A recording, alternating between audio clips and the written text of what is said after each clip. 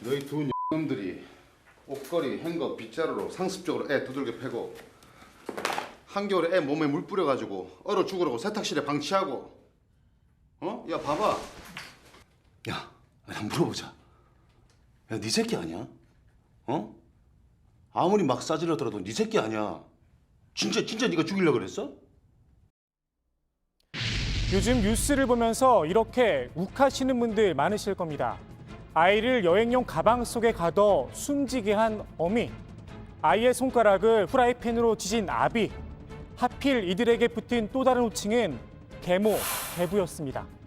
엄마를 잇는 엄마, 아빠를 잇는 아빠, 엄마와 아빠란 말의 무게, 이 어미와 아비는 알고 있었을까요? 다양한 가족의 형태들, 사회의 편견과 맞서 가슴으로 내 아이를 키우고 있는 수많은 엄마와 아빠들에게 계모, 계부라는 주원 글씨까지 더 씌웠습니다. 아동학대 관련 통계입니다. 친부모 가족이 55.1%, 절반이 넘습니다. 재혼 가정은 5.8%였습니다. 계모, 계부의 문제가 아니라는 겁니다. 게임에 방해가 된다고 2개월 된 아기를 때려 죽인 아비, 친부였습니다. 아이를 여행용 가방 속에 가둬 숨지게 한 어미, 친모였습니다. 불과 5개월 전 일입니다. 부모 자격이 없는 사람 같지 않은 어미 아비가 문제인 겁니다. 꽃으로라도 때리지 말라. 이런 사건이 있을 때면 늘 회자되곤 하는 말입니다. 사람이면 누구나 고개를 끄덕일 말이지만 그렇지 못한 군상들도 있습니다. 그래서 필요한 게 법입니다. 지금은 학대 치사 적용을 하고 있고요. 살인을 적용할 수 있는 이런 사안은 아닙니다. 상습적으로 학대가 이루어졌는지에 대해서는 조사를 할 거고요. 하지만 처벌은 약하고 제도는 부실합니다. 좁은 가방 속에서 가쁜 숨을 몰아쉬다 숨진 9살 소녀는 지난달에도 머리를 다쳤습니다. 의료진이 아동학대를 의심해 경찰에 신고했지만 결국 가해자의 품으로 돌려보내졌습니다. 재학대 비율이 8.5%, 9.7%, 그러다 작년에 10%를 넘어섰거든요. 네. 이건 결국은 학대 때문에 피해 아동을 임시 조치 등을 통해서 보호하고 있다가 다른 데 보낼 데가 없으니까 다시 학대하는 부모에게 되돌려 보낸다, 이렇게 보시면 됩니다. 문제를 전 해결하지 않은 채 원래 위치로 되돌려 보내고 있는 것이 대한민국의 현실입니다. 지문이 벗겨진 채 잠옷만 입고 쫓기던 9살 소녀는 정부에 등록된 위기아동이었습니다. 코로나19로 집에 머무는 시간이 늘면서 아동학대나 가정폭력의 위험이 커지고 있지만 대면 조사나 상담이 어려워서 잘 드러나지 않는 경우가 많습니다.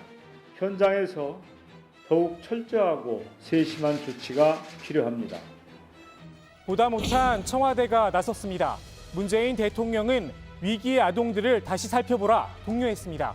문 대통령은 지난 2018년 아동학대 방지 시스템 도입을 직접 지시하기도 했습니다. 지난주에 고준희양 보도를 보면서 참으로 안타깝고 불편한 마음이었습니다. 우리나라는 2014년부터 아동학대범죄처벌특례법을 시행하고 있고 국가 아동학대 정보 시스템을 가동하고 있습니다.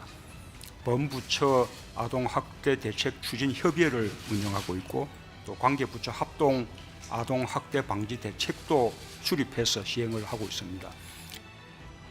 법무부도 관련법 개정에 착수했습니다. 현행 민법 915조입니다. 친권자는 그 자를 보호 또는 교양하기 위하여 필요한 징계를 할 수 있다고 명시가 되어 있습니다. 여기서 징계할 수 있다는 부분을 삭제하고 체벌 금지를 명문화하기로 했습니다. 이게 무슨 대단한 증거라도 된다고 난리들이야. 아니 엄마가 내 새끼 잘못했는데 때리지도 못합니까?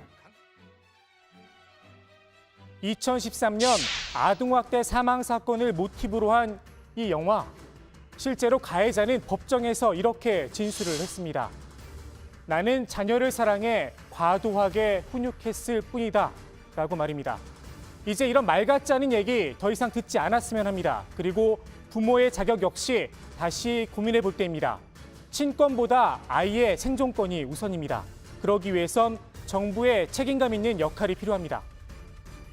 일단은 이 아동보호 전문기관의 보호 프로그램을 전면 개선해야 됩니다. 그리고 경력 있는 상담원을 배치해야 되고요. 또 아동보호 전문기관에 대해서 철저하게 관리 감독이 선행되어야 됩니다. 그리고 정부는 아동학대 관련해서 예산을 충분히 확보하지 않는다면 이런 비극적인 사건은 계속 되풀이될 수밖에 없다고 생각합니다. 꽃 같은 어린 생명이 부모란 이름 아래 꺾이는 일 2번 다시 보지 않았으면 합니다.